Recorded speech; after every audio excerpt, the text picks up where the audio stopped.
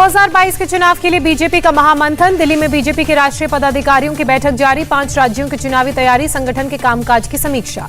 BJP की बैठक में देश के राजनीतिक हालात पर हो सकती है चर्चा। किसान आंदोलन और कोरोना महामारी जैसे मुद्दों पर भी मंथन। मीटिंग में राष्ट्रीय संगठन महासचिव बीएल संतोष मौजूद। यूपी प्रदेश बीजेपी प्रभारी राधा मोहन सिंह, उत्तराखंड और पंजाब के प्रभारी दुष्यंत गौतम मीटिंग में शामिल। उत्तर प्रदेश विधानसभा का आज एक दिन का विशेष सत्र। डिप्टी स्पीकर का होगा चुनाव। एसपी के बागी विधायक नितिन अग्रवाल का समर्थन कर रही है बीजेपी। विधानसभा सत्र से पहले उत्तर प्रदेश असेंबली के गेट पर कांग्रेस विधायकों का प्रदर्शन। बैनर पोस्टर लेकर मांगा केंद्रीय गृह राज्य मंत्री अजय मिश्रा का इस्तीफा। उत्तर प्रदेश कांग्रेस अध्यक्ष अजय लल्लू के नेतृत्व में धरना दे रहे हैं किसान विधायक। कांग्रेस विधानसभा की बैठक का करेंगे बहिष्कार। बढ़ती गैस की कीमतों पर लखनऊ विधानसभा के बाहर सपा का प्रदर्शन। सपा नेताओं ने विधानसभा के सामने गैस सिलेंडर पोस्टर के साथ उड़ाए काले गुब्बारे। पुलिस वालों ने समाजवादी पार्टी के कार्यकर्ताओं से छीना बलून लेकर भागे पुलिस वाले। गुब्बारे को विधानसभा से हटाया गया। 20 अक्टूबर को उत्तर प्रदेश के कुशीनगर जाएंगे पीएम मोदी। एयरपोर्ट का करेंगे उद्घाटन। कार्यक्रम में राज्यपाल आनंदीबेन पटेल, सीएम योगी और केंद्रीय मंत्री ज्योतिरादित्य सिंधिया रहेंगे मौजूद। प्रधानमंत्री कुशीनगर के बौद्ध मंदिर में करेंगे दर्शन। वहां बौद्ध भिक्षुओं के एक समूह से करेंगे बात। इसके बाद एक जनसभा को भी करेंगे संबोधित। लखीमपुर हिंसा के विरोध में किसान का रेल रोको आंदोलन शुरू। अमृतसर से हरियाणा के बहादुरगढ़ तक रेलवे ट्रैक पर बैठे किसान। केंद्रीय मंत्री अजय मिश्र बर्खास्तगी की मांग पर अड़े। संयुक्त किसान मोर्चा के झंडे के साथ नारेबाजी कर रहे हैं किसान। केंद्रीय गृह राज्य मंत्री अजय मिश्रा की बर्खास्तगी की मांग। अमृतसर के देवीदासपुरा गांव में प्रदर्शनकारी रेलवे ट्रैक पर बैठे। रूट्स की ट्रेनों पर असर पड़ा। किसानों के धरने पर बैठने के बाद अमृतसर में जगह जगह रेलवे ट्रैक के पास पुलिस की तैनाती। किसानों ने 6 घंटे तक ट्रेन रोकने का किया ऐलान। गाजियाबाद के पास मोदी नगर स्टेशन पर किसानों ने रोकी ट्रेन के इंजन पर चढ़कर नारेबाजी की। रेल रोको आंदोलन से नदर्न रेलवे जोन की अब तक 8 ट्रेन प्रभावित, 30 जगहों पर असर दिखा। सोनीपत में एसकेएम के रेल रोको आंदोलन को लेकर प्रशासन अलर्ट हुआ। रेलवे स्टेशन पर बड़ी संख्या में रैपिड एक्शन फोर्स के जवानों की तैनाती।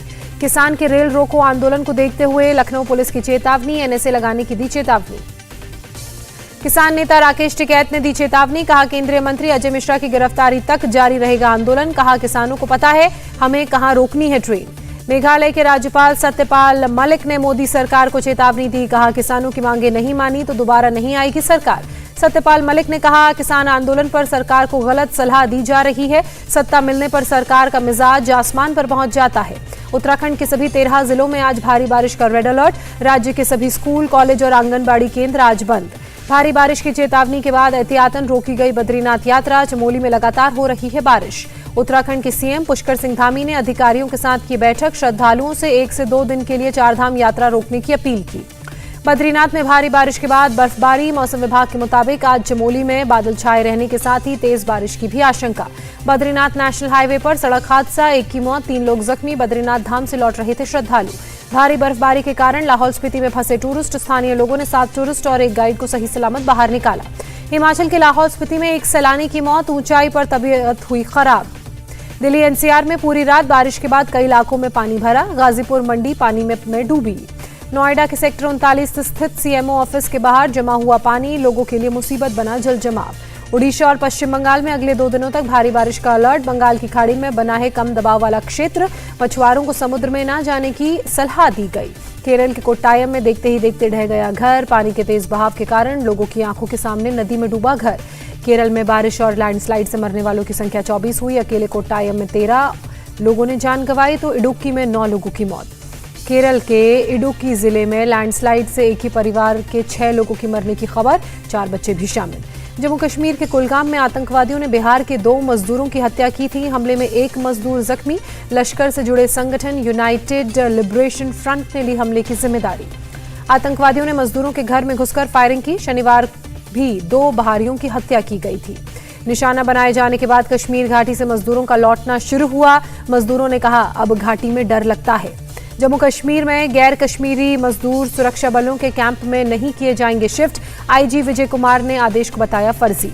जम्मू कश्मीर में टारगेट किलिंग पर बोले संजय राउत। कहा जम्मू कश्मीर के हालात के बारे में देश को बताएं गृह मंत्री या रक्षा मंत्री। कश्मीर में कब रुकेगा खून का खेल, जम्मू कश्मीर पर स्थिति साफ करे सरकार। टारगेट किलिंग पर बोले सत्यपाल मलिक। कहा जब मैं राज्यपाल था तो श्रीनगर के 100 किलोमीटर के दायरे में आतंकवादियों के घुसने की हिम्मत तक नहीं थी। अब तो शहर में लोगों को निशाना बना रहे हैं आतंकी। दिल्ली में नेवल कमांडर्स की बैठक शुरू। बैठक से पहले रक्षा मंत्री राजनाथ सिंह के साथ फोटो सेशन।